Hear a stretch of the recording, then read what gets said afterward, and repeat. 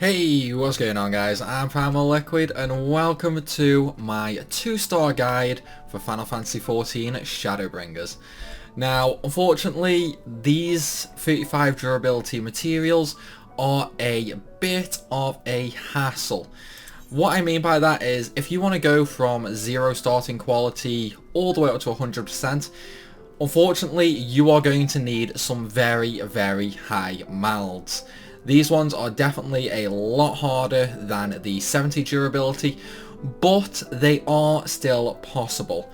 Now, if you want to take a look at my exact malds, then down below in the description there will be a link to a Google Doc which does contain my mald information in there. But without further ado, let's jump into things, shall we? So straight off the bat, I have 2359 craftsmanship and 2334 control. Now this is my alchemist. It is a specialist, however specialist is not required for this macro. What you are going to need, however, is Blood Bulbasaur, or however you pronounce that, in high quality, simply for the extra CP.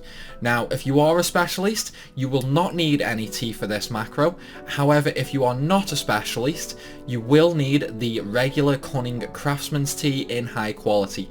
This is not the new syrup from Shadowbringers. This is the old tea that was released in Stormblood. So, let's take a look at the actual macro, shall we?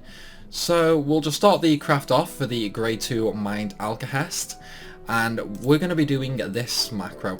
So we're going to start off with Comfort Zone. Obviously more CP the better. Inner Quiet, again we're going to need the extra control. Ingenuity 2, Manipulation 2, then we're going to go ahead and use 4 Delicate Syntheses. Now this is going to give us a little bit of a quality boost, but more importantly it's actually going to get us pretty close to finishing on the progress.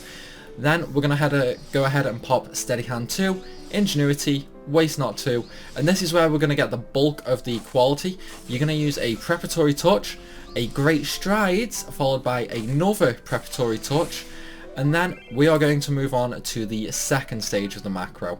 Again, you're going to use another Great Strides, Steady Hand, Ingenuity, the finisher for Braegot Blessing, and then 2 Careful Synthesis 2s.